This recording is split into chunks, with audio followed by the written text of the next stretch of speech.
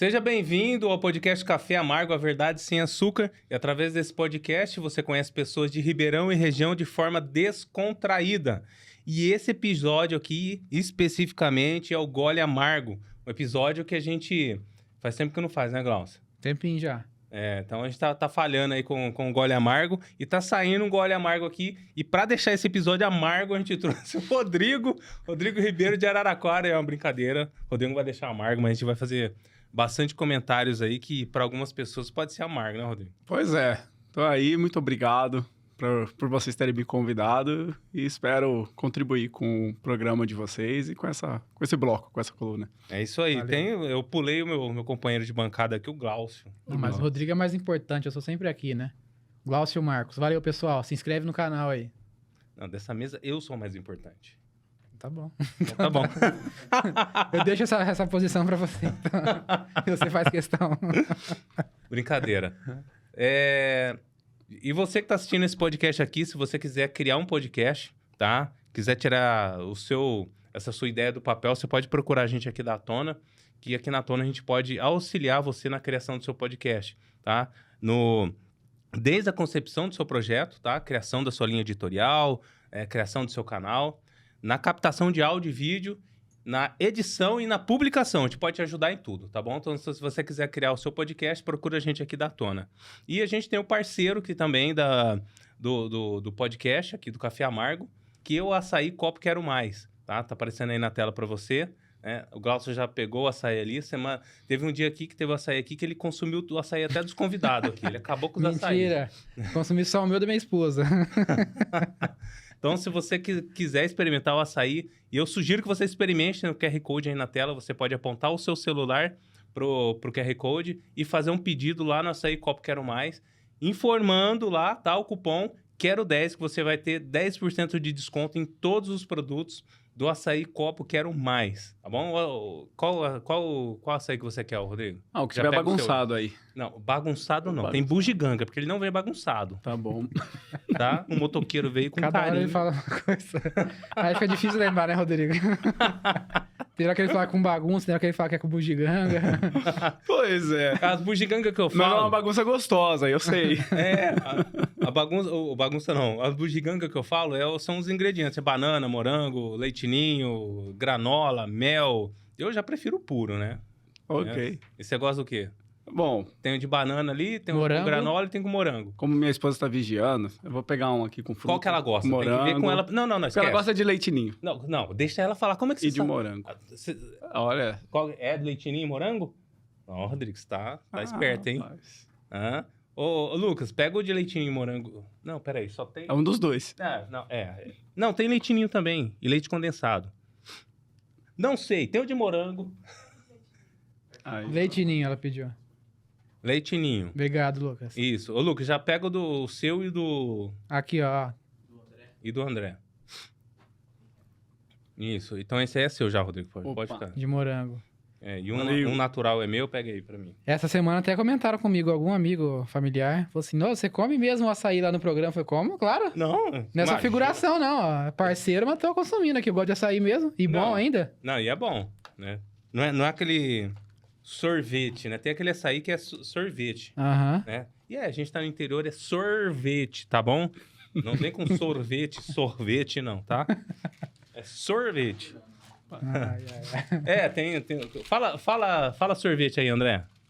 Sorvete. Como? Sorvete. Sorvete. Tá vendo? Não é Sorvete. sorvete, aqui é sorvete. E esse açaí aqui, ele é o açaí puro, né? Não é aquele... Porque tem realmente o sorvete de açaí. Tem gente que Tem, toma açaí, sim. só que é sorvete. Até no Isso é mercado, né? Você vai xarope, né? comprar. Esse aqui é batido, açaí puro batido. Né? bom. É uma receita deles lá, que uma hora eu vou descobrir, né? A colherzinha. Mas é muito bom, eu gosto. Sim. Bom, vamos E lá. falando em interior, ele é o nosso conterrâneo aqui, né, da região. Rodrigo de Araraquara. Se apresenta, pessoal, Rodrigo. Bom, meu nome é Rodrigo, hoje eu estou aí com 33 anos, nasci em Diadema, morei em Ferrazópolis, periferia lá em São Bernardo do Campo, vim para Araraquara com 7 anos de idade. Ferrazópolis. Ferrazópolis, pensa Povo ferrado. Uma quebrada. Ah, tá. Não sabia nem que existia esse lugar. Não, né? morava em Pelo barraco nome. de madeira, chão de terra, parede de lona. Mas Minha mãe, ela disse, né, que ela veio para Araraquara porque ela pedia a Deus uma cidade que fosse mais plana, para ver os filhos jogando futebol. Meu pai disse que minha mãe estava devendo um agiota e a gente estava correndo risco de vida e a gente teve que vir para cá numa caminhonete de noite para salvar nossas vidas. Bom, Seu né, agiota não tá sei o que vivo. aconteceu. Só sei que eu tô vivo, minha família Já tá prescreveu, viva. já a dívida. Graças Já a pagou o Deus, agiota. já pagou a agiota. Talvez seja uma combinação das duas versões, não vai Pois saber. é, né? pois é. Mas, e hoje, graças a Deus, aí moro em Araraquara há quase 30 anos. Gosto muito dessa cidade. Amo Araraquara. Amo o povo de lá. É um povo difícil, confesso. Né? O pessoal reclama muito do atendimento, no comércio, que os vendedores não são tão simpáticos. Mas é igual Ribeirão, então. Ué. Ah, é? É. Eu acho, então, que tá vindo Araraquarense para Ribeirão. Ou Ribeirão Pode ter Pretano para certeza. Araraquara. É, Será, pode ser rapaz? Ou é a Olha, região, porque é difícil. É, então. E apesar disso, assim, tem muitas pessoas que eu considero muito educadas, muito eruditas, muito lúcidas e que me ajudaram muito na minha formação pessoal, profissional. Então, acabei criando muitos laços na cidade e eu me sinto, de certa forma, assim, na obrigação de devolver muito do que as pessoas de lá já fizeram por mim. Eu gosto muito bom. da cidade. E o que você faz hoje lá em Araraquara? Questão de profissão mesmo. Certo. Então, hoje eu sou empresário e eu atuo na área de educação, desenvolvimento pessoal e profissional, né, dentro de uma escola de cursos profissionalizantes. Eu dou aula de gestão empresarial. Também sou mentor, né, de CEOs, diretores, que Uhum. querem desenvolver sua carreira, sua habilidade de comunicação, de oratória. E nas horas vagas me envolvo na política, também me envolvo na igreja, nas atividades. Você é casado há pouco tempo, né? Isso, me casei em março, há 2 meses, com essa linda mulher, Que tá aqui no uma estúdio. grande mulher, Verdade. maravilhosa. Eu ia fazer essa piada, mas Agradeço a ele Deus. fez por mim. Aí que você resolve depois em casa. Qual que é a sua altura? 1,76. Eu dela? Mais alta do que eu? Ela tem minha altura. alta. Não, e ela vem ainda de usa salto pra salto pra sacanear. humilhar. É, exatamente. Ela chegou, fiquei de cabecinha baixa. Pois é, mas a gente se conheceu até foi de uma forma bem inusitada, assim, tinha um aniversário, uma festa de 15 anos, aí eu cheguei na moto, uma capa de chuva, ela olhou pra mim, falou, é esse daqui com quem eu vou me casar. Ah, não, ela vai ter que sentar aqui e Dei, explicar isso aí. dei até 2 foras, Marco, olha só, hein? Você deu Nunca 2 me viu foras? com uma mulher, aí quando aparece uma, dou 2 foras, ela, não, agora que eu vou casar. 2 foras. Não, você deu 2 foras E nela? eu dei 2 foras nela. Ah, mas vocês não podem escolher não, viu, Rodrigo? Então, rapaz. E ainda ela fala pra mim que eu sou lindo todos os dias, tá? É? Olha aí. Não, Ah, ela quer ir pro céu. é. A gente é abençoado mais do que merece, né? É, não, ó, não dá óculos pra ela, viu? Pois é. Tá. Então você casou recentemente. E antes de você ser empresário, qual que foi a sua trajetória? Bom, eu trabalhei principalmente na área de vendas, aí depois fiz marketing e depois de formado comecei a trabalhar também na área de marketing. E aí em 2016 eu comecei a ter um estalo assim em relação a se conscientizar 16? em 2016. Não foi nem em 2013. Não, em 2013 eu era explodiu esquerdista. Em tudo. 2013 eu criticava o Marco Feliciano, eu fazia... Você foi vem pra rua? Eu ou tinha não? um blog anticapitalista, eu fazia manifestação contra o Silas Malafaia, e eu era cristão, viu? Evangélico ainda. Assistia o programa do Silas Malafaia, mas eu era um analfabeto funcional, né? Então eu via manifestação, assim, de 2013, que ainda não tinha definição, né? Mas aí, graças a Deus, dentro da igreja que eu congregava, eu vi alguns debates de alguns jovens que estudavam em universidades públicas, mas não eram alienados. E aí eles começaram a falar de alguns nomes que eram estranhos para mim. Na época falava da Sarah Winter, da conversão dela, aquilo me interessou. Falavam do Olavo de Carvalho, eu fiquei curioso para conhecer. E do padre Paulo Ricardo. Eu lembro que eu assisti uma palestra, as 5 palestras, né, que ele fala sobre marxismo cultural, e ali eu descobri o quanto eu era burro, o quanto eu era um idiota, que estava sendo massa de manobra. E então... Você não teve resistência nenhuma quando você teve contato com... Não, eu, graças a Deus, assim, eu me convenci facilmente, né? Eu vi argumentos e eu não conseguia refutar, eu aceitei e falei, é isso, pronto. Faz sentido. Faz sentido. E, na verdade, eu sempre, assim, fui uma criança muito cristã, de entender que não se deve defender aborto, não se deve defender casamento gay, recompensar as pessoas de acordo com as suas atitudes, sejam elas boas ou ruins. Então, eu tive essa educação por parte da minha tia, da minha avó, né, apesar de morar com a minha mãe. Então, só que quando eu ia para a escola, eu via que isso não existia, né? Até mesmo pelo método de ensino. Então, se você estudava certinho, você tirava 10, você era aprovado. Se você faltava e tirava 2, 3, você também era aprovado. Então, eu tentava entender por que acontecia isso. E eu nunca tinha resposta. Aí, quando eu assisti essas palestras, aí tudo começou a ficar mais claro. Eu estava fazendo marketing, eu já estava estudando sobre indústria cultural, sobre escola de Frankfurt, e também da forma como se ensinava na faculdade, ficava tudo muito confuso, eu não conseguia entender como que aquilo se aplicava na realidade. E aí, quando eu assisti a palestra, tudo fez mais sentido. E aí, eu comecei a entender que se eu estava sendo enganado até aquele momento, outros jovens também estavam passando por isso, sendo idiotizados. E então, eu entendia que eu precisava tomar alguma postura. E foi aí que eu criei uma página em Araraquara, que chamava Em Direito Araraquara. Comecei a me engajar de forma voluntária. O outro blog? Um blog Você tinha um esquerdista? blog antes, né? O blog esquerdista. Não, no blog esquerdista eu coloquei só meu nome. Tem até hoje esse blog. Tem? Blogspot. E aí, tem até um título lá. Por que eu sou anticapitalista? Nunca ninguém Não, usou eu isso nem aí, sabia escrever, gente. Eu tava na faculdade, tem tanto erro de português lá que, pelo amor de Deus, mas... né, idiota útil, né? Do jeito que a gente tá Faz vendo parte aí da a sua faculdade história, né? produzir. Pois é, faz parte da minha história. E o Olavo de Carvalho? Então, e o Olavo de Carvalho, depois eu comecei a ler o livro dele, O Mínimo que Você Precisa Saber para Não Ser um Idiota. E aí, então, eu comecei a ter mais coragem também, através dos ensinamentos dele, do Padre Paulo Ricardo, para me manifestar, para falar nas redes sociais. Então, eu tinha essa sede. Tinha manifestação de alguma coisa, né, contra a corrupção, em defesa da Lava Jato. Eu comecei a me manifestar e aparecer nas ruas. Até que em 2017 teve a exposição do MAN, né, dos peladões lá no museu. Sim. Nossa, né, já aconteceu há quase 10 anos aí, mas enfim.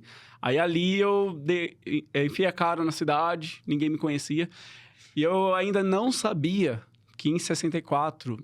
tinha ocorrido a Marcha da Família, dia 31 de março, e eu coloquei justamente esse nome numa manifestação, pensando só que ia ser uma marcha em defesa da família. Só que isso irritou um jornalista de esquerda lá da cidade, né, o José Carlos Madalena, e isso me deu popularidade lá em Araraquara, e aí começaram várias pessoas a me procurar, católicos, evangélicos, empresários, e comecei a receber um apoio orgânico até hoje, né? Eu ando na rua, o pessoal, você é o Rodrigo Ribeiro? Cara, tal, né? Continua na luta, continua defendendo a gente. E assim, o que eu comecei a perceber? Né? Que a sociedade araraquarense, ela é uma sociedade, ela é honesta, ela é trabalhadora, ela é muito reservada, ela é muito bairrista. As pessoas de Araraquara, elas gostam de cuidar da casa delas. Então, elas querem trabalhar, chegar em casa, fechar o portão e passar o tempo com a família. Não querem se envolver com a política, não querem se expor. São pessoas muito reservadas, são pessoas muito zelosas com o cuidado assim, das coisas de casa. Cuidam da sua própria reputação. Elas acompanham tudo o que está acontecendo na cidade, mas elas não se manifestam, por medo de represália. Então, quando eu comecei a me manifestar, essas pessoas silenciosas começaram a dar uma curtida, a mandar mensagem no WhatsApp, a dar um incentivo. E até hoje acontece isso. Então, eu tenho muitos contatos de pessoas, médicos, empresários, pessoas que têm até renome na cidade, mas que preferem não se posicionar politicamente para não sofrer represália, que acabam me mandando mensagem, incentivando e pedindo para ser o porta-voz deles, né? Se identificam com o seu trabalho. Se identificam com o meu trabalho. Isso é bom. É interessante você falou aí que eu tenho essa impressão mesmo. Sempre tive. Eu conheço muita gente de Araraquara por conta da igreja, né? Que eu sou de um movimento não denominacional que a gente chama de casa de oração. E lá tem algumas. E eu conheço o pessoal de lá também, teve acampamento, a gente sempre tem contato.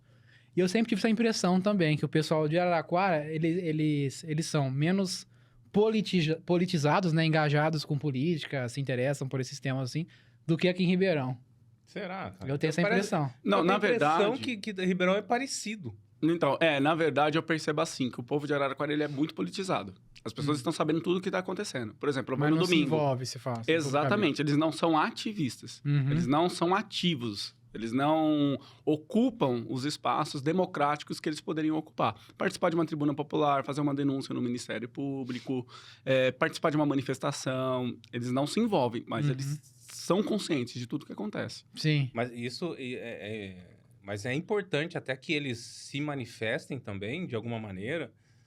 Tudo bem, eles estão se manifestando, te apoiando, né? Para que você tome a frente, para que você ocupe espaço. Mas sem o apoio deles depois...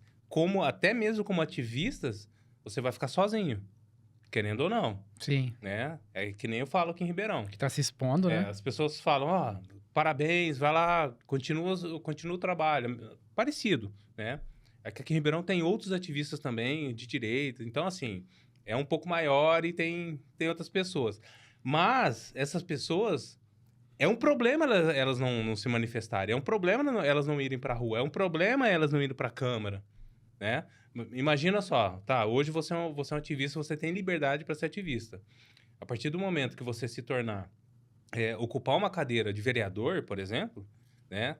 Essa parte de ativismo vai ficar para trás. Vai. E vai depender de outras pessoas. Uhum. E o político, né? Você ocupando essa cadeira, você precisa desse trabalho de ativismo por trás também.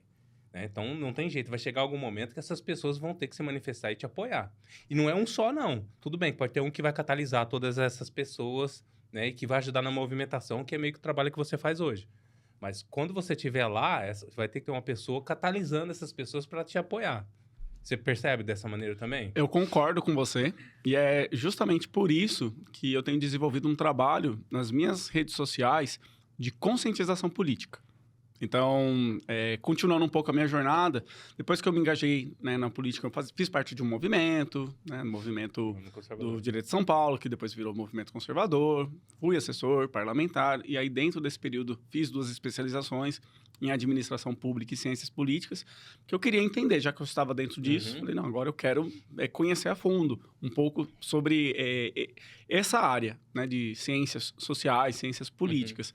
E hoje eu entendo que o Brasil, ele precisa amadurecer politicamente.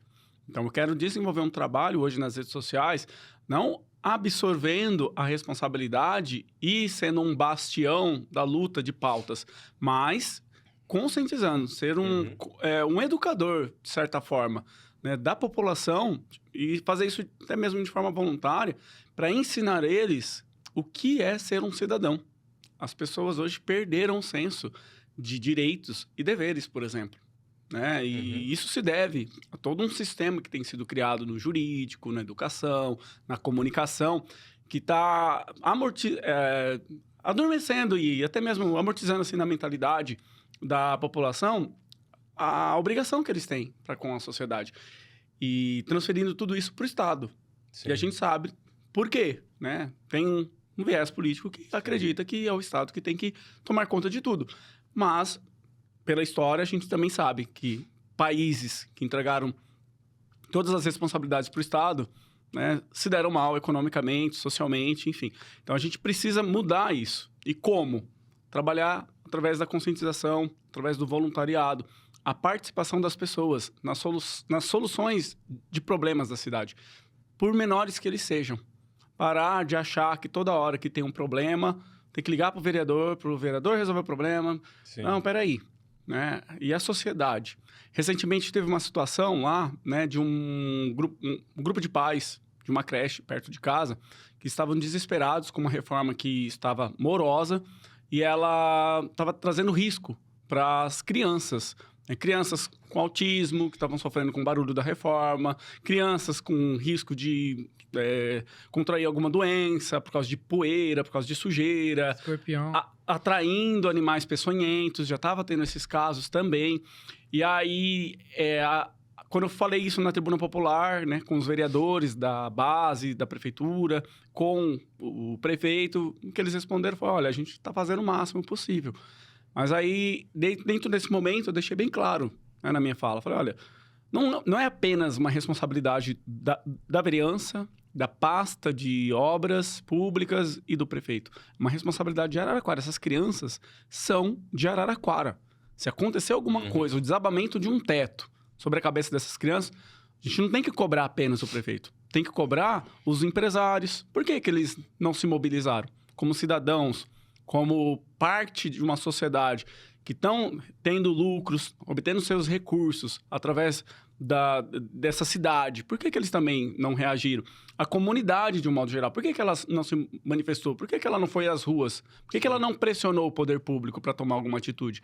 Então, eu acho que hoje a gente precisa fazer esse trabalho com a sociedade. Educá-la. E o que eu vejo é que não tem quem tenha essa vontade, essa disposição. Sempre que há um trabalho político, tem um interesse por trás eleitoreiro, tem um interesse por trás partidário, e não tem aquele desejo sincero de realmente tentar fazer algo pela cidade, pela sociedade, pelo bem comum, Existem muitas pessoas que são comprometidas com causas na cidade para resolver o problema, mas não têm coragem.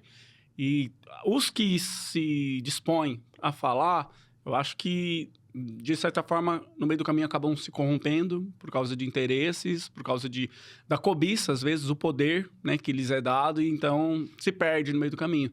E eu tenho, assim, uma preocupação até mesmo com a minha alma, com a minha missão, a minha vocação, que eu entendo que vai além de cargo. Eu preciso cumprir um papel na sociedade. E que seja, né, mesmo que trazendo sofrimento, represálias, perseguições, mas é o de conscientizar as pessoas. Tentar, de alguma forma, abrir os olhos delas, para que elas não sejam escravas, reféns de um sistema que está percorrendo aí pelo menos por 30 anos e só está fazendo mal para a gente. Sim. Infelizmente o exemplo que a gente deu aqui é de reação perante algumas situações, né? E o trabalho não tem que ser reativo, né? Ele tem que ser ativo. Se a gente for reagir sempre a um problema, a gente sempre vai ficar enxugando gelo. Sim. Né? Esse infelizmente, é o sistema que a gente vive, que a gente trabalha, né? E a gente tem que jogar esse jogo, então não tem como. A gente está vendo aí o que está acontecendo no Rio Grande do Sul.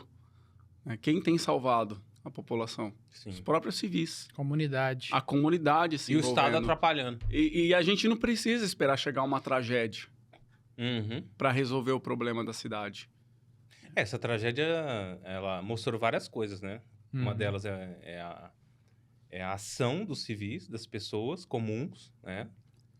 A mobilização de empresários do Brasil todo. Em contraste com a burocracia estatal.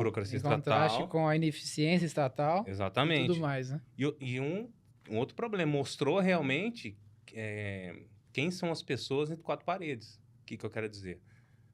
A questão dos crimes que estão acontecendo lá. O pessoal saqueando casas, né? Abusando de crianças, de mulheres. Ou seja, está mostrando quanto a sociedade é doentia. Se a gente não estiver preparado para se defender quanto a essas coisas, a gente vai ser cordeirinho, né? Imagina uma coisa dessa acontecendo tudo bem que é difícil, o Brasil é gigante, né? Mas acontecendo, assim, em boa parte do Brasil, um estado de guerra, praticamente. Né? Quem hoje, por exemplo, consegue proteger a sua família de um estado de exceção, onde o poder público não está agindo, né? As polícias não tem como, não tem mediação, não sabe nem pilotar um barco, polícia. Não sabe nem remar. Não sabe nem remar, poxa, né? Tudo bem, eu vi que tem muito policial. Sabe descarregar um caminhão, gente. Então, a gente viu muito policial dando sangue lá e, assim, cara, metendo o pé na lama. Mas, cara, não eram todos. Eu não posso nem falar se era a maioria, não era, por percentual, porque o que aparece sempre é o que exceção, né? Mas policial que não queria pôr o pezinho na água, poxa. Tava lá um cara lá empurrando o barquinho, tá? E os caras quase com guarda-chuvinha, cheio de rendinha, pô. Os caras vão ficar bravos, mas é verdade. Aqui na situação dos caras descarregando água, garrafinha por garrafinha numa fila, tirando um caminhão pro outro lá. Né? A gente comentou isso aqui. Né? Poxa, que custava encostar os caminhões ali e um só fazer o trabalho ou dois de reposicionar. Né? Mas a gente entendeu, como uma pessoa, que ali foi a ordem de cima, que era para fazer daquela maneira. Né? Provavelmente os próprios caras ali não estavam contentes com o que estava acontecendo. Tava puto, né? Falou, poxa, só vinha o caminhão, mas a gente tem que obedecer a ordem, garrafinha por garrafinha. Pela expressão facial, dava pra ver, né? Que eles não estavam gostando. Insatisfeitos. Então mostrou, assim, a realidade que o povo brasileiro é solidário, né? Sem dúvida. Mas também mostrou que é doentio que a gente tem que estar preparado. Sim. Que no estado de exceção, um pai de família tem que estar preparado para defender sua família e o seu patrimônio, por mais que esteja degradado. Né, que é no caso deles lá. Sim. Num ambiente de caos generalizado. Igual um exemplo que a gente pode comparar é quando nós tivemos aquelas greves de polícia no Espírito Santo, lembra? Que também foi a mesma coisa. Não tinha polícia, aí virou caos. Virou caos. Saque e por aí vai, né? Sim. E aí quem não tá preparado para se defender a própria família, fica à mercê do bandido. Exatamente. Um ponto também que ficou bem evidente nessa tragédia que tá acontecendo lá no Sul é a força das redes sociais, né? Com toda certeza, se a gente não tivesse as redes sociais, provavelmente essa mobilização inteira, essa quantidade de ajuda que eles receberam, eles não teriam recebido, né? Sim. A gente ficaria refém da informação da grande mídia e provavelmente o que iria sair era que o governo tá fazendo de tudo, né? Dando sangue para poder ajudar. E com as redes sociais, com as mídias independentes, a gente consegue ver o tamanho do problema que está acontecendo lá é que realmente o Estado não está fazendo basicamente nada para poder ajudar, né? Sim. Imagina se estivesse na mão do Estado. Não, você viu aquele caso que estavam desviando doação? Você viu isso daí? Sim. Estavam falando que era fake, né? É mentira, não sei o quê. Agora tem até matéria, investigação, tudo em andamento. Sim. Que tem uma cidade em Eldorado do Sul, se eu não me engano, que estavam separando um cara da Defensoria Pública, que era ligado lá com questões políticas, estavam separando doações de... Não lembro se era alimentos, se era água, o que era. Separando para poder doar e falar que era de campanha. Entendeu? Que foi o candidato X que fez. E isso era tudo proveniente de doação que veio do Brasil inteiro. Cara, eu não sei nem como classificar isso. Na verdade, vem na minha mente algumas palavras para classificar um indivíduo desse, né? Mas é melhor não... A live vai cair. Vai cair a live, vai vir processo, eu tenho certeza. Mas é exatamente esse o ponto, né? Que eu enxergo, assim, com certa sensibilidade. Porque o problema do Brasil, eu vejo que ele não é tratado pelos partidos, pelos movimentos, que é a questão moral. Moral, Sim. Exatamente. O Brasil se perdeu.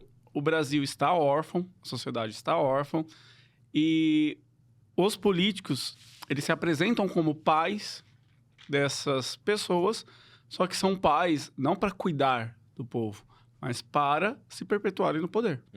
A questão é essa. E a população, ela não está aprendendo a ler, não está aprendendo a escrever, não está aprendendo princípios, valores. Pelo contrário, está recebendo uma enxurrada de degradação moral por meio da música, por meio da produção artística, da educação, do entretenimento. E está gerando esses marginais que nós estamos vendo, né? Que estão vivendo uma vida totalmente alheia. É claro que a gente não está passando a mão na cabeça desses vagabundos, desses bandidos. São pessoas que estão fazendo coisas criminosas. Mas o problema também não está sendo tratado. Mas tem uma origem. É problema moral. É problema moral. E aí, eu tenho uma coisa muito forte em mim, que é a minha espiritualidade, é a minha fé cristã, né? Independente, assim, eu sou protestante, reformado, cristão reformado, mas eu sei da importância e a relevância que a Igreja Católica tem para ajudar nessa missão de resgate de valores. E isso está se perdendo. Não está fazendo nada, né? Exatamente. Então, quanto menos a igreja se envolve, mais a gente vê esses movimentos tomando força. E o que às vezes acontece de movimento dentro da religião é uma coisa muito superficial.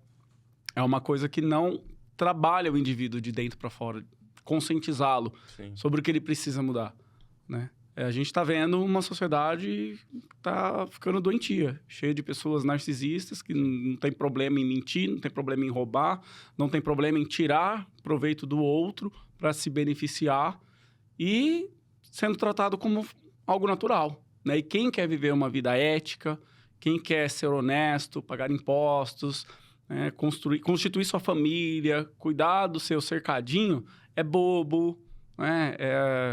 Como o pessoal fala na periferia, né? Zé Polvinho. Uhum. E isso tá errado, né? Tá invertido esse jogo. Sim. E alguém precisa reagir. E eu vejo que são, sim, as pessoas boas. As pessoas boas precisam reagir. É um trabalho árduo. E exige sacrifício da nossa parte, mas não pode ser ignorado. Sim. Por quê? A gente está vendo o que está acontecendo. Eu sou obrigado a reconhecer que realmente a Igreja Católica tem um potencial gigantesco, né, de fazer esse trabalho. Já fez há muito tempo atrás, mas que nos últimos anos, quem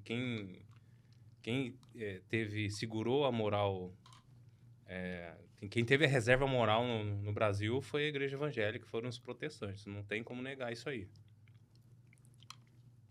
Verdade. E o que eles defendem, né? Os evangélicos defendem é exatamente o que a Igreja Católica defende. É a mesma coisa. Mas eu vejo que é muito assim, a cultura latino-americana, ela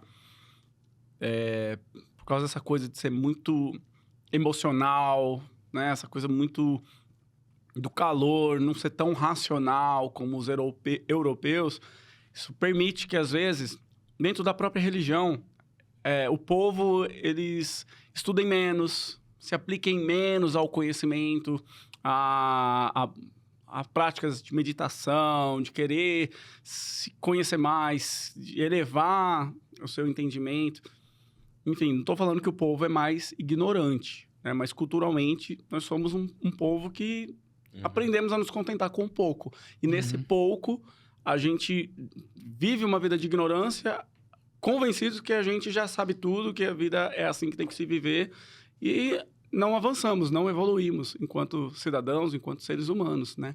Eu trabalho muito isso com os meus alunos no curso de empregabilidade, principalmente adolescentes que estão em busca do primeiro emprego.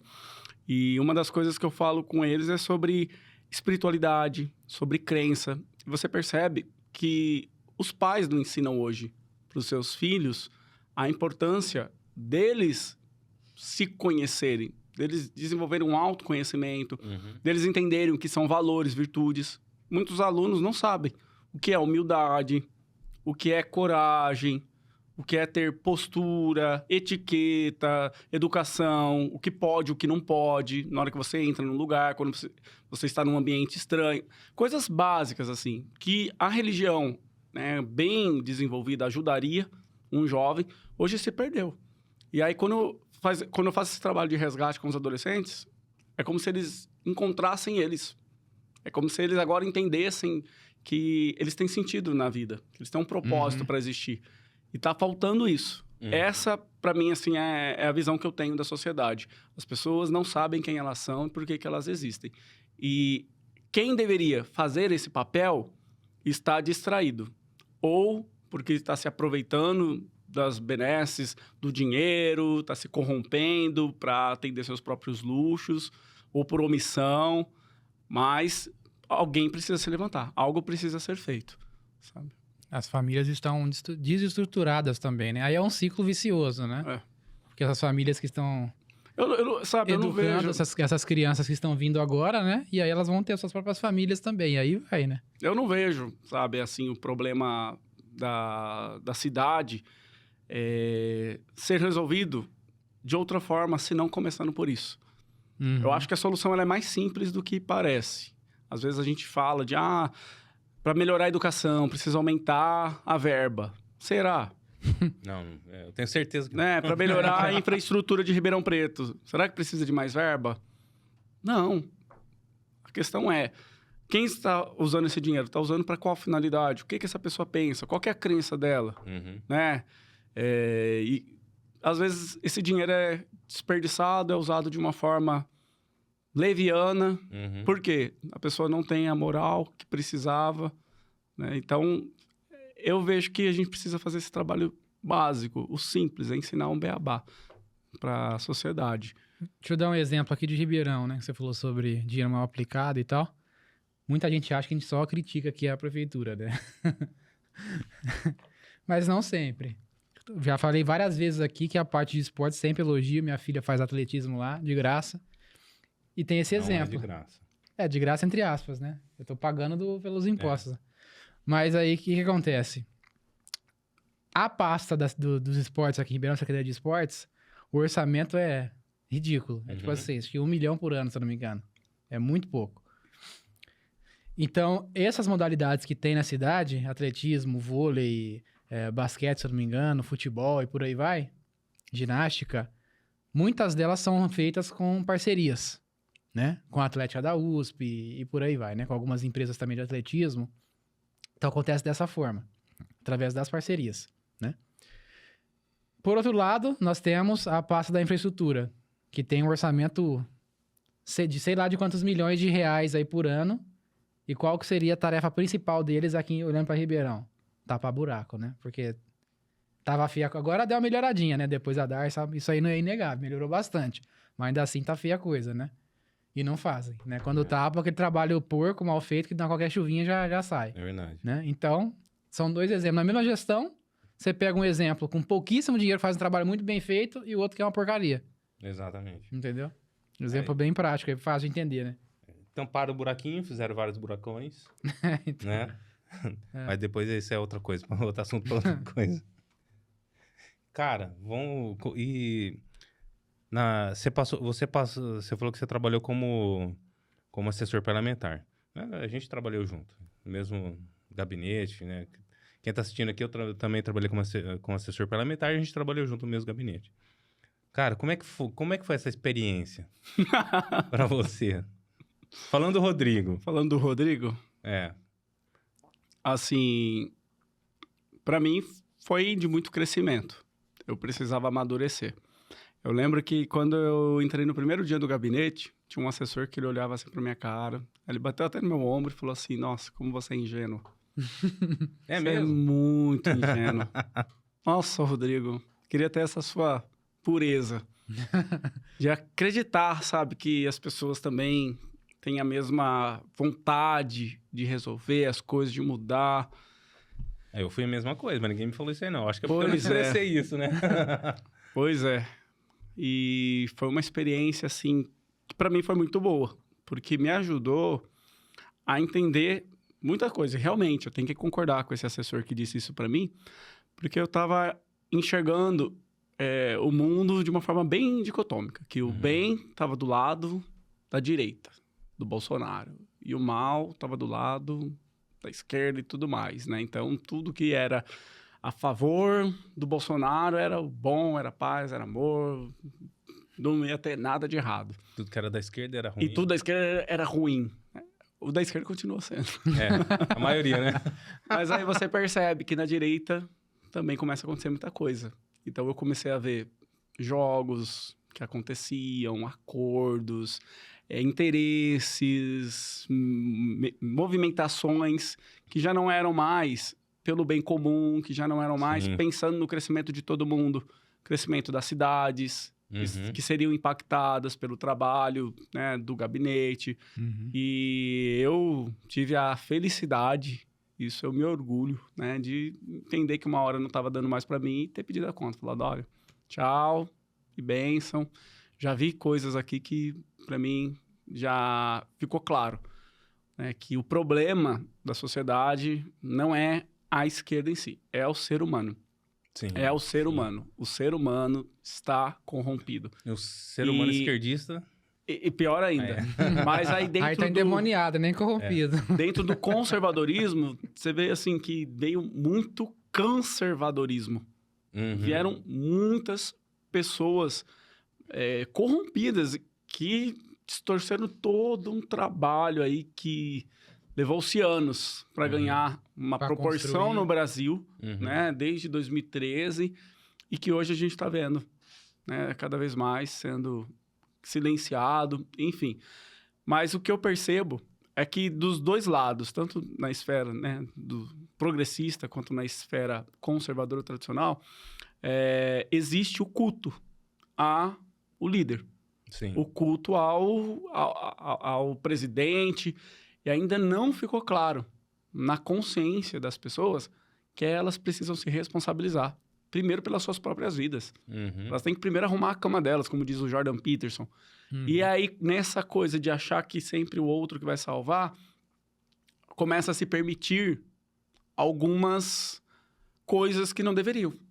Quebras de valores, Uhum. de princípios, permitir até mesmo coisas que deveriam ser condenadas Uhum. e tratar isso com normalidade, né? E aí é onde entra até o que o Olavo de Carvalho usa muito, né? Eu gosto quando ele fala da dissonância cognitiva. Então, e aí para eu não ficar nesse conflito, o que eu faço? Eu só minimizo, né, o problema ou justifico, Relativismo. eu relativizo, não é bem assim, não, mas é por um bem maior. É por um bem maior, sempre por um bem maior. Não, porque a gente precisa... Se não fizer isso, a esquerda vai voltar para o poder. Se não fizer isso, o Lula vai destruir. E aí eu começo a tolerar corrupção, roubo, engano, notícia falsa, boicotes, perseguições, agressões, Uhum. tudo pelo bem comum, né? Pelo bem maior, que é o da causa que me agrada.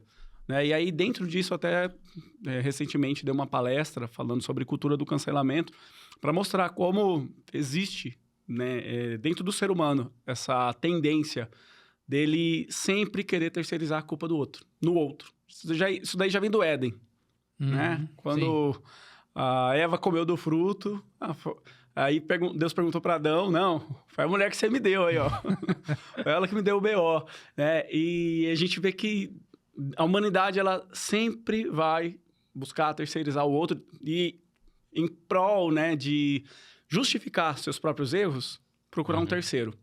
Na história de Israel, né, no deserto, quando o povo de Israel pecava contra Deus, né, Deus precisou, né, criar dentro dos rituais cerimoniais um bode expiatório para receber a culpa de todo mundo e aí, em cima dele, né, manter a sua relação, seu relacionamento com uma nação. Né? Então, essa terceirização, assim como num bode expiatório, isso acontece até hoje. E o ser humano sempre vai buscar um terceiro para falar de um problema. Por exemplo, né, hoje mesmo, tive uma mensagem de um senhor que me segue, me apoia. E aí ele começou a falar que eu era petista, porque eu provavelmente vou sair candidato por um partido que é de um candidato a prefeito que não é o candidato que ele quer que seja eleito prefeito. E aí, como eu estou atrapalhando, então eu sou petista. E aí ele vai fazer uma campanha de boicote contra mim para que eu não seja eleito vereador. Cara, então, assim, eu ouvi a mesma coisa. Qual é o problema, né? Aí ele acha que eu sou o problema. Então, ele tá com um problema, né? Provavelmente, ele não tá fazendo o trabalho dele de casa, de educar os filhos, de educar a comunidade, de envolver a comunidade, conscientizar a comunidade, se participar, né, de uma forma mais ativa. E aí, não, eu não posso permitir que o PT venha ao poder. Poderia ser o contrário também. Então, eu coloco a culpa no outro. É mais fácil. Né? Então, a cultura do cancelamento nada mais é do que isso. É a terceirização de culpa. Eu preciso culpar alguém por algo. Quem faz isso muito bem? Os movimentos progressistas. Né? Então, eu quero ser livre. Né? Eu quero ser gay. Quem me impede? A igreja. Então, eu preciso criticar a igreja.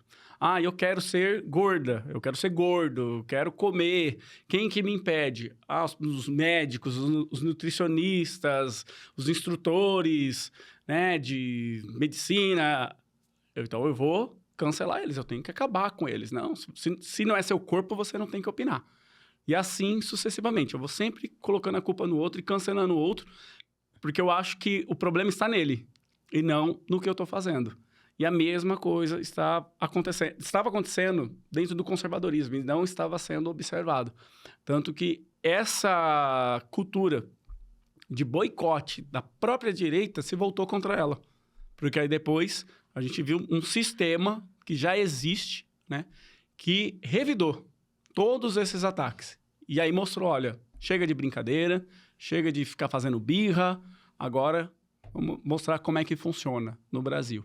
E a gente vê aí pessoas que foram perseguidas, inclusive eu fui alvo de busca e apreensão, né, outras pessoas aí que chegaram a ser presas, né, que sem terem o direito de terem acesso aos autos, do advogado poder defender eles, e enfim. Então, tudo isso está mostrando, assim, a falta de maturidade das pessoas, de entenderem que enquanto elas não assumirem para si a responsabilidade, o Brasil não vai sair dessa situação que a gente está vivendo. Não tem salvador da pátria, não tem. E isso foi uma verdade, assim, que teve que cair na minha ficha. Não vai vir um salvador. Enquanto a gente não mudar a nossa consciência, o Brasil não vai mudar. Pelo contrário, ele vai entrar num sistema de intervenção, de ditadura, de censura, e nós teremos que, como cordeiros, aceitar, porque se a gente reagir, sofreremos represália. Só de ficar em silêncio vai sofrer represália. Por exemplo, cara, parece que tem que alguém tá instruindo essas pessoas a se comportar dessa maneira, porque não faz, cara, 2 semanas, encontrei com uma pessoa, ela me falou a mesma coisa. Quem que você vai apoiar, batendo no meu ombro? Eu falei, na situação que tá, eu tô analisando, mas não vou apoiar ninguém. Que absurdo. O Bolsonaro vai apoiar o fulano de tal. Tá, mas... E daí? Você conhece o fulano de tal? Sabe quem ele é? Já deu um Google lá? É. Você viu o histórico dele? Pois é. Mas o Bolsonaro tá apoiando, a gente vai apoiar, porque não pode voltar o Lula. Porque se apoiar o fulano de tal, ou o fulano de tal entrar, o fulano de tal vai estar com o Lula, vai abraçar o Lula, tá. Então ela tá pensando no prefeito abraçando o Lula. Beleza. E ela falou, não, ó, porque se você não apoiar o fulano que o Bolsonaro tá apoiando, eu vou fazer uma campanha contra você. Você não vai ser eleito, eu vou acabar com a sua campanha. Eu falei, nossa, tá, vamos analisar, né, direitinho. Pesquisa a vida do cara. Não preciso pesquisar, porque eu tenho acesso a ele. Porque o Bolsonaro, ele vai fazer o que o Bolsonaro mandar. Eu falei, nossa, que convicção, então tá bom, né? Porque assim, a gente percebe que é um pensamento doentio. É doentio, né? A pessoa não tem... Ela colocou o ídolo pra ela, e o que o ídolo, o Deus dela mandar fazer, ela vai fazer, né? Cara, você falou da busca e apreensão. Isso foi quando? 2019? 2020. 27 de maio de 2020. 2020. Tá, mas a perseguição começou antes, né? Ah, sim. E quando a perseguição começou justamente com o movimento. Sim. Não sei se você se recorda disso, né? E o movimento foi taxado como um movimento extremista, de direita, e que a direita não tinha nada a ver com o movimento, né? Que nós éramos, estávamos, como é que fala? Ultrapassando a linha e cavando a falta. Agora, todo mundo tá cavando falta, todo mundo tá sendo perseguido, todo mundo tá sendo preso, né?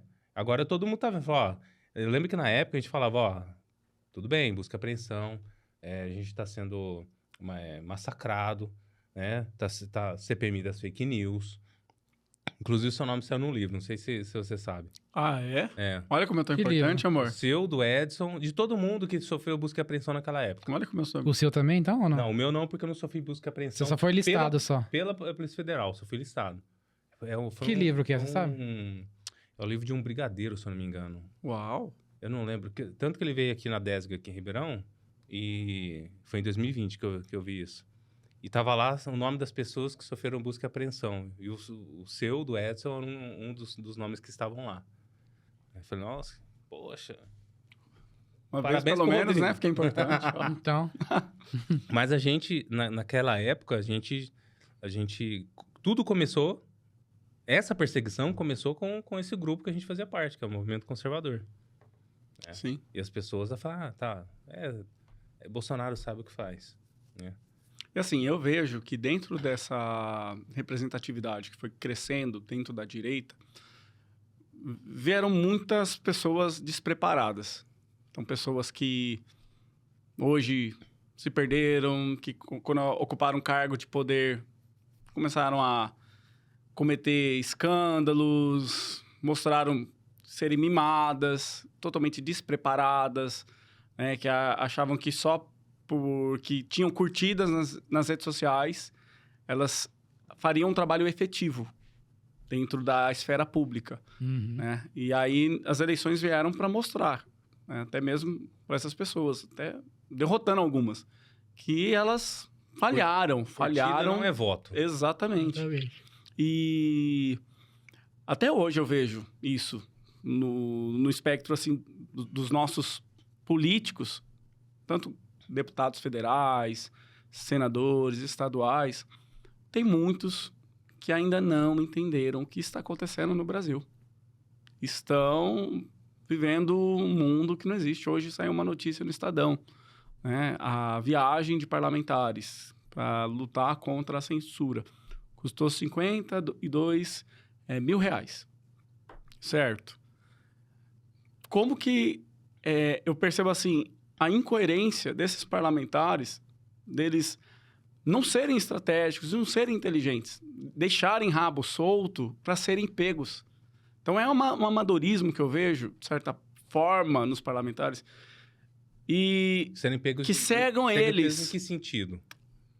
Por exemplo, de serem criticados de forma desnecessária. Então, você já não tem liberdade para fazer. O Lula pode andar de 2 jatinhos, o Lula pode gastar absurdos, pode reformar os móveis no Planalto. A gente, infelizmente, e isso é até bíblico, né? Os filhos da luz, eles têm que ser mais prudentes que os filhos das trevas. A gente tem que ser mais prudente. Sim. Então, às vezes, a falta de prudência, de olha, a causa é legítima, mas não é por causa disso que justifica eu repetir os erros de outro. Não, tem que gastar. Tá, mas até onde é necessário esse gasto? Até onde faz sentido você agir dessa forma? Sim. Né? Então, eu defendo a liberdade individual, defendo a economia, e então eu tenho que ser uma pessoa que defende redução de gastos, né? Porque eu sou contra a intervenção do Estado. Mas aí eu vou e ajo totalmente de acordo com o que os outros fazem. Mas é guerra. Na guerra não tem essa. Na guerra tem que usar o que tem e tal. E aí, de novo, entra. Vou justificando as coisas, vou naturalizando as coisas em prol de algo, e o que era certo já não é mais certo, porque eu preciso vencer uma guerra, sabe? Então, até onde isso é coerente? Até onde isso é ético? Então, eu acho que falta um pouco de maturidade de alguns parlamentares, ou de consciência assim, do que eles estão fazendo. Sim. Cara, falando em notícias, saiu essa semana, saiu bastante coisa aqui de Ribeirão. Inclusive, um rapper muito conhecido falou de Ribeirão Preto, né? Cara, eu não vou mentir, não. Eu gosto do rap dele, viu? Quiser me criticar, tô aberto à crítica e eu gosto do rap do cara. O cara é um bom artista, não vou negar, não, tá? Mas ele é um bom intérprete, né? Porque a letra é doce, hein? Eu também gostava muito, mas eu virei adulto, comecei a prestar atenção na letra e eu parei de gostar. Como intérprete, ele é bom, a voz dele é boa, tudo. Sim. Né? Então, antes disso aí, vamos... Vai, não sei se eu coloco isso ou coloco o outro antes. O que vocês acham? Já falou dele, põe ele. Põe ele, vai. Põe o rapper, vai. Beleza. Eu comentei sobre a voz dele, tem uma voz boa, né? Abre aí. Então, quando ele fala de vários assuntos, que ele gosta bastante de falar, né? De vários assuntos. Assuntos universais, de teologia, de filosofia, de política, economia. Deixa E aí ele Filósofo passa essa... contemporâneo. Então. Aí ele passa essa aura de autoridade intelectual, né? Mas aí é complicado, né? Vamos ver o que ele falou. Sofisma misturado com não sei o que lá, com ignorância. Mas vê como é que tá o volume aqui, que a gente não vai colocar não vai sair direto no sistema de áudio, então a gente vai ter que captar pelo microfone. Coloca aí que a gente vai medindo para ver o volume. Vai lá. Aqui de São Paulo mesmo. Não, volta Acho um que é muito pouquinho. Foi muito, acho. né? Na posição dele é ele mesmo.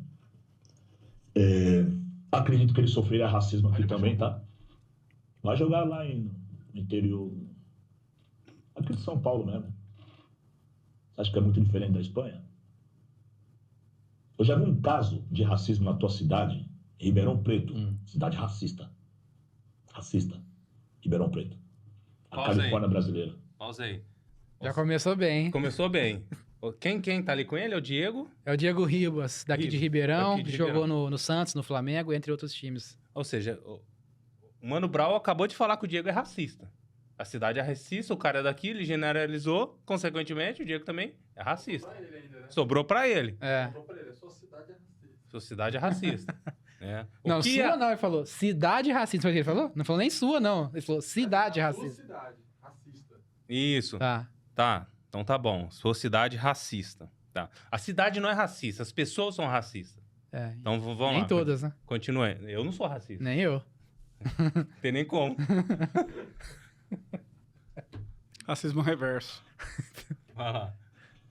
Um cowboy lá com a caminhonete bateu no carro que a gente tava. Que era um moleque que tava contratando a gente, um moleque negro da cidade, na época. Ele foi buscar gente de Brasília, na rodoviária.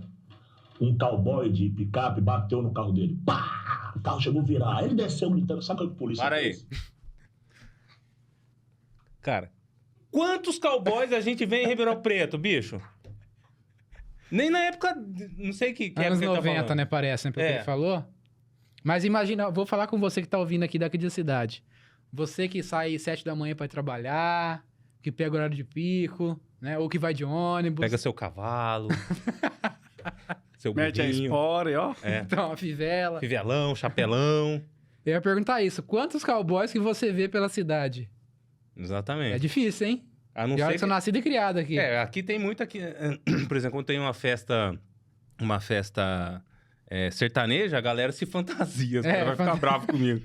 A galera se fantasia de cowboy, É verdade. cowgirl, pra ir pras festas. Né? Aham. Porque no dia a dia não tá andando de cowboy, Tem não. nada Nem disso. chapelão, tem nada disso. Então, ou seja, se fantasia pra ir pra festa. Não, mas com certeza, eu vou fazer um comentário aqui rapidamente, antes de voltar lá. O que ele pensou? Ele não é daqui, né? Pelo que eu sei, ele é de São Paulo mesmo, né? Capão Que- Redondo, se não me engano. É, a banda acho que começou lá, né? É. Não sei nem se fala banda, de rap, Não. né? O grupo de O rap. grupo de rap. Ah, não sei se ele é nascido e criado lá, acho que sim. É, com certeza ele ouviu falar de Ribeirão. Ah, cidade interior. Tem a AgriShow lá, que é um dos maiores eventos, né, do agronegócio do Brasil. Só tem cowboy lá, né? Tem cowboy. Só tem picape, cowboy, cavalo. Então ele pegou os elementos ali do estereótipo do interior paulista e foi montando a história dele. Pelo menos é o que parece. Né? Parece que essa história é montada. Parece, porque pra ele pegar estereótipo, né? A não ser que naquele dia realmente tinha um cowboy maluco na Então, cidade. e ele falou que Brasília. pegou ele aonde? No aeroporto? Não, pegou na Na rodoviária. Ah, tá. Caramba, tá, vamos lá. Na E rodoviária. só pra ressaltar, a rodoviária fica no centro, tá? Fica no centro de Ribeirão. Ou seja, a chance é menor ainda de ver um cowboy no centro. É, de então ver um vai. cowboy e de ver um cowboy em alta velocidade aqui no Jerônimo Gonçalves ali. Pra bater na Brasília do coitado. Vamos lá. Quando a polícia chegou, o que vocês fizeram aí? O cowboy chamou ele de canto, conversou com o polícia e montou contra nós, mano. O que vocês querem? O que vocês querem? Sei o que? Ele que bateu, cara, sai fora, caralho. Opa! A polícia perguntou, o que vocês querem? O que vocês querem? Quando o cara respondeu, ele falou, sai fora, caralho. Não deixou nem o cara responder. Sabe o que parece? Quando a mãe... Aqueles vídeos que a mãe vai brigar com o filho. Assim, o que você tava fazendo lá fora? O moleque vai responder, mãe, pá! Mete a... Não me responde, não! Pode. Vai, vamos lá. Ribeirão Preto, mano. Ali, ó, do lado, 4 horinhas daqui. Não precisa ir pra Espanha.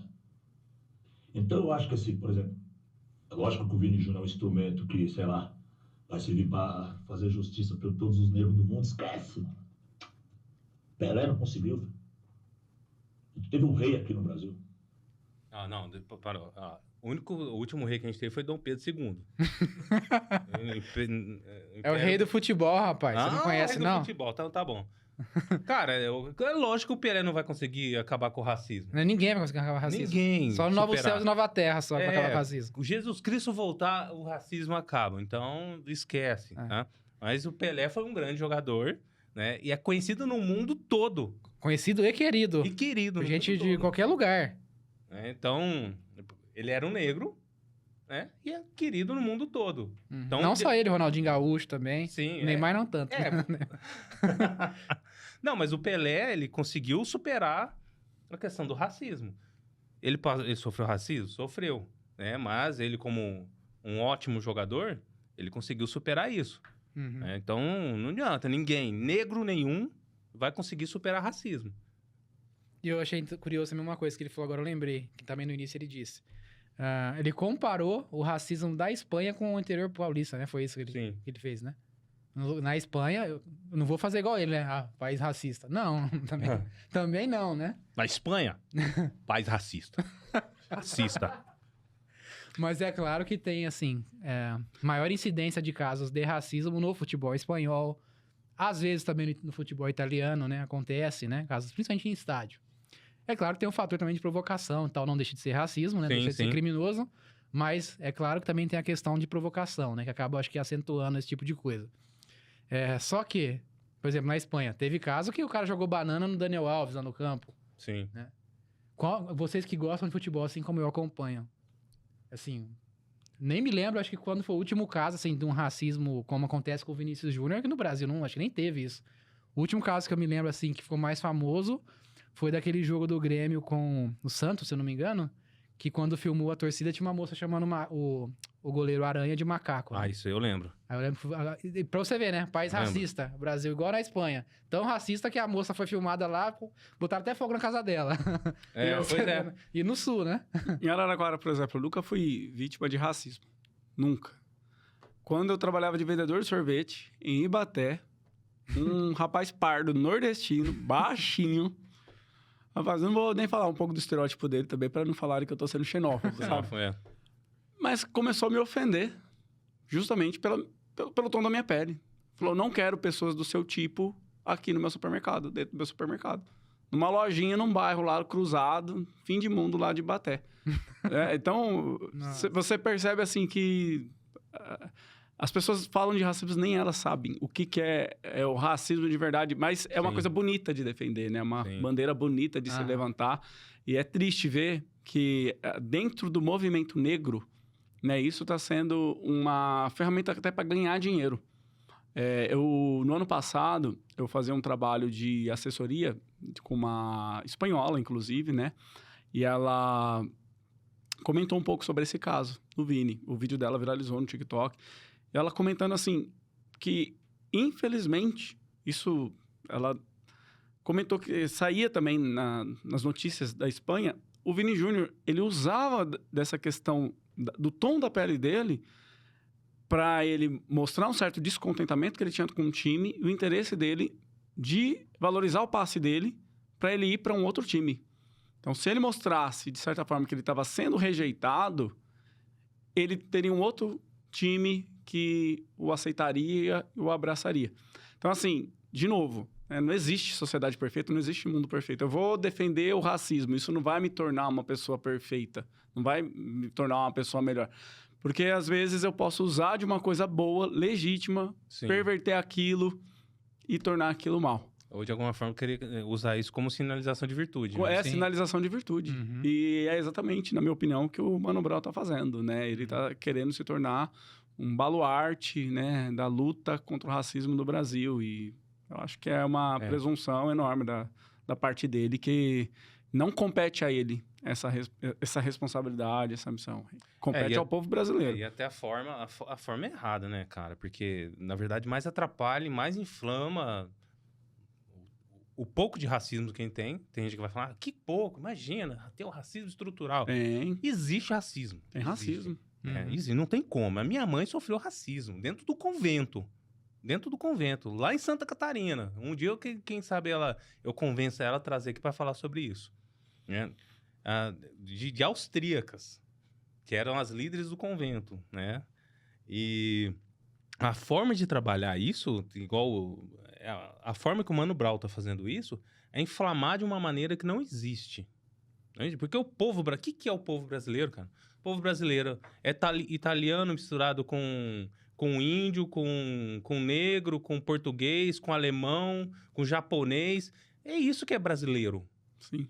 né? Não, então, nós fomos colonizados. Não, nós somos frutos da colonização. São os nossos ancestrais que fizeram isso. Por mais que, por exemplo, eu tenha negro na minha família. Meu bisavô, até onde eu consegui levantar, foi escravo. Então, poxa, gente, a gente é tudo misturado. Eu tenho italiano, eu tenho português, eu tenho índio, eu tenho tudo isso. O que eu sou? Né? Existe racismo? Existe. Mas eu acredito que essa não seja a forma de trabalhar. E assim acaba inflamando uma guerra racial, né? E você vê que é um papo tão superficial que claramente, não só o Mano, mas outras pessoas envolvidas com essa mobilização identitária, eles querem importar o mesmo modus operandi dos movimentos americanos, né? Sim, Sendo que são realidades e histórias completamente diferentes, né? sim. Lá, de fato, tivemos, né, casos muito mais graves Segregação de segregação, racial. né? Até Sim. os anos 60, 70, né? E até hoje, quem acompanha sabe, eu já morei lá, né?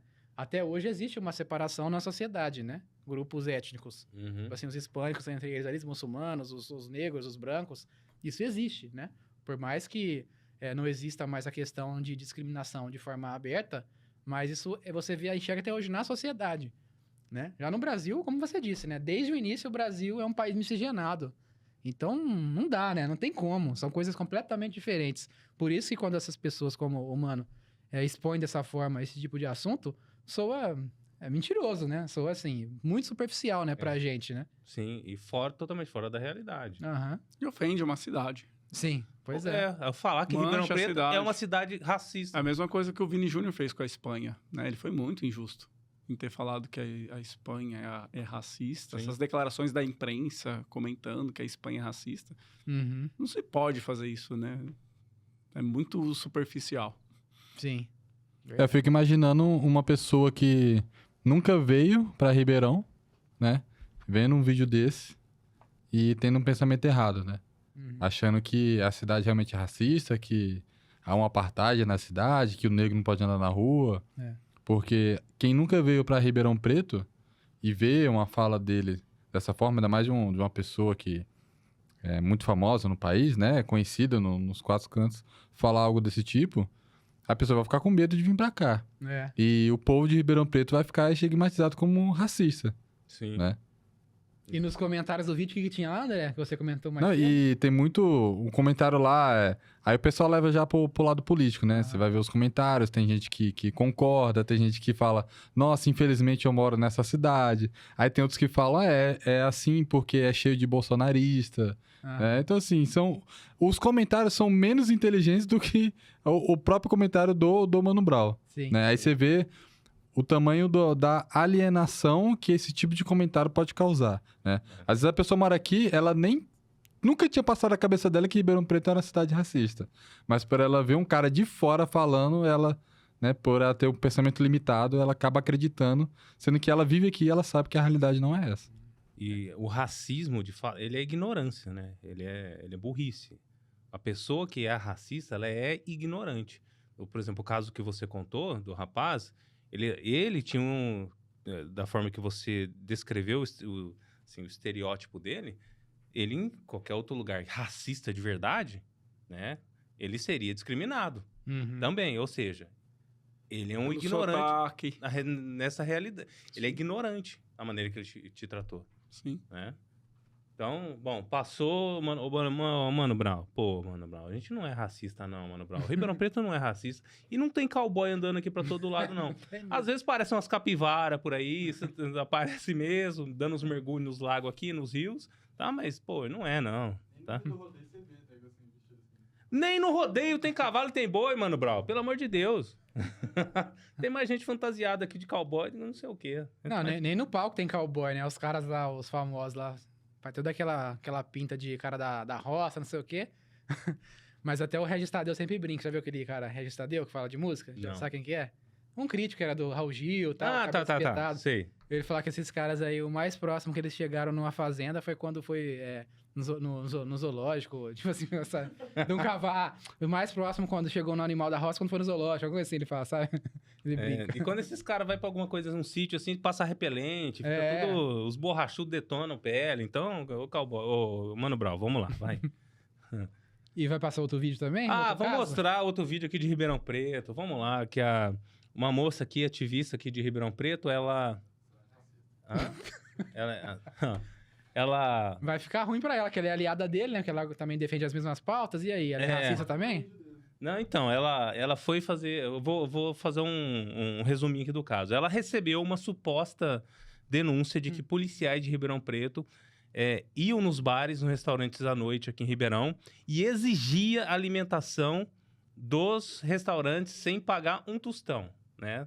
Até onde eu entendi foi isso. Ela recebeu essa denúncia, né? Inclusive, ela fez um videozinho lá colocando aquele borrão na cara da pessoa.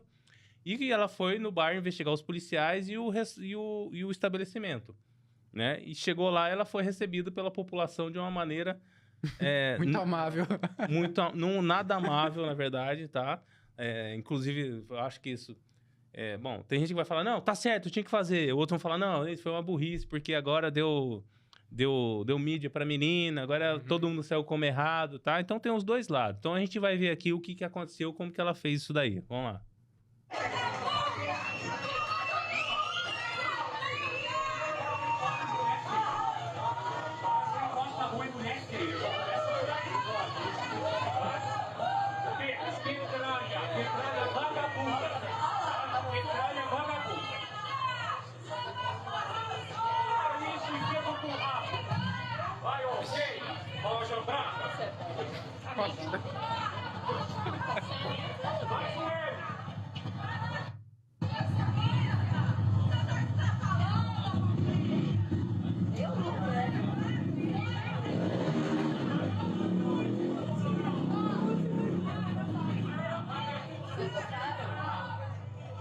Ó, vamos lá. Aqui foi o pós a investigação. Isso aí foi a recepção que ela teve da população. Tá.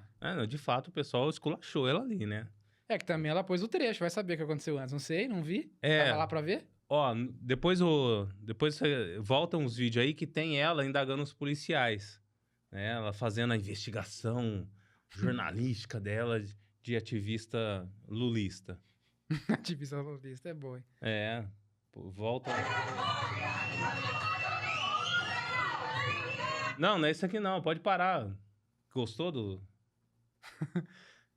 Vai lá, vamos... você baixou esse vídeo? Uhum. Não, pode... Põe o Instagram dela, já divulga ela já. Quem quiser seguir, ela segue. Uhum. Vai lá, você que... eu vou falar uma coisa, tá? Eu tenho um posicionamento, tá? Mas eu converso com muitas pessoas progressistas, que são pessoas inteligentes, e muitas vezes a argumentação deles dá base para o modo de pensar deles, tá? E a gente tá falando aqui, né? A gente deu uma esculachada em esquerdista aqui, né? Mas eu tenho que falar, vai falar, você é hipócrita, você tá conversando comigo e tá falando mal de esquerdista. Não, quem eu converso que é progressista são pessoas que eu considero, de certa forma, inteligentes. Né? Então, conseguiu achar? Então, vai lá. Ela explicando, receber benefício é crime? Não, tem que colocar ela conversando com os policiais. Acho que ela tirou. Não tirou, não. Tá uns vídeos anteriores. Achei. Você falou que conversa com algumas pessoas de esquerda, né? Tem um termo que o Matheus sempre usa que eu gosto, Matheus de Bursa. Você fala que é interlocutor... Fulano é um interlocutor sério. Né? Que no caso do Matheus, ele é católico, né? Mas, por exemplo, ele tem amizade, conversa sempre com o André Assis Muniz. Já viu esse cara já no YouTube? Sim. Que é um que fala de maçonaria. Sim. Fala de budismo tibetano, né? Então, até eu assisto, eu acompanho ele lá. Pela questão da religião comparada, né? Achei interessante. Aí o Matheus sempre lembra ele, né? Como exemplo. Fala, eu não concordo com muita coisa que ele fala, né? Até porque eu sou católico, não sou budista. Mas ele é um interlocutor sério. Não é um cara, assim... Exatamente. Que não dá pra conversar, né? Ou que não sabe nada falando abobrinha. É um cara que estuda e tal. Então, é outro nível, né? Conseguiu achar? Não tem ela. Deve ter apagado. Não é possível que ela tirou, gente? Tem ela explicando a situação, mas o que ela falando com os policiais eu não tô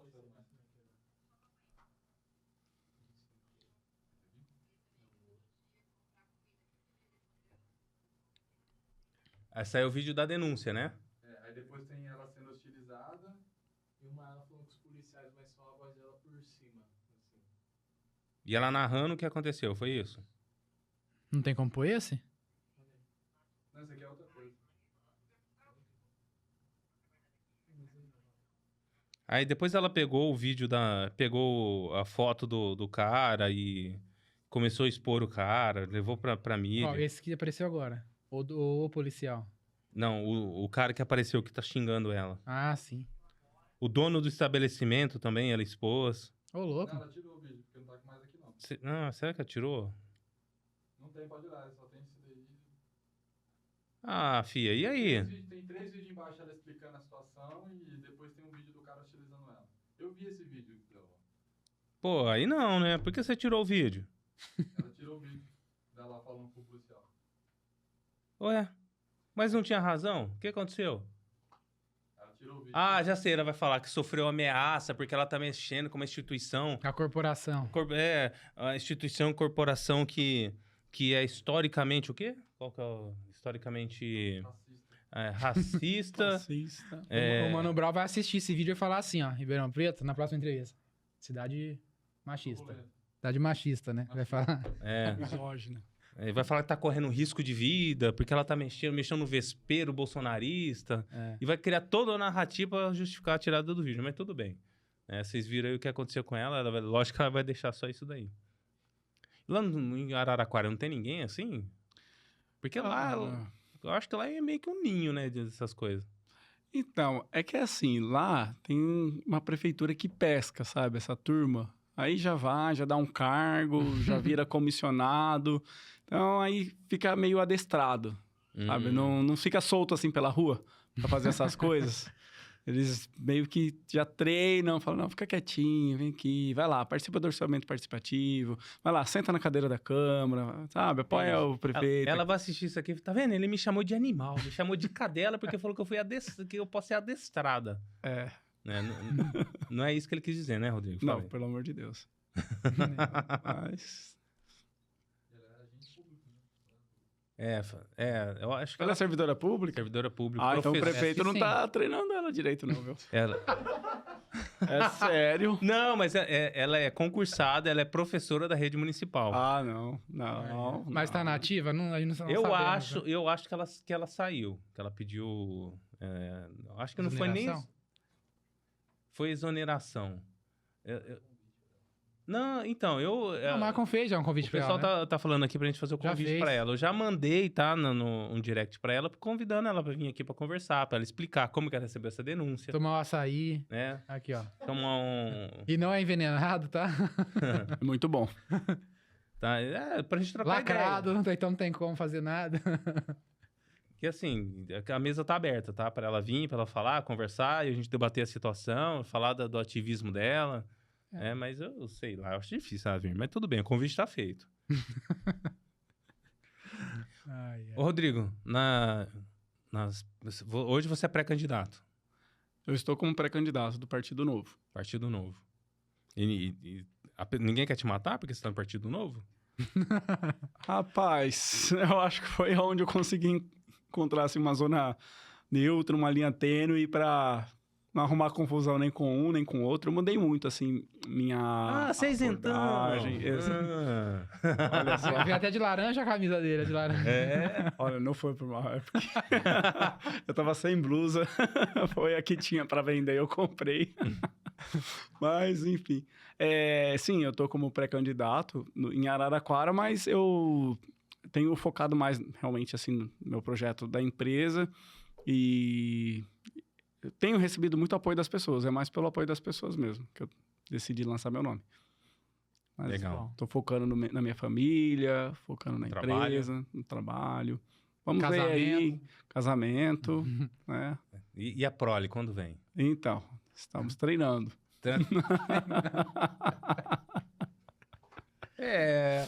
Continua treinando, porque normalmente...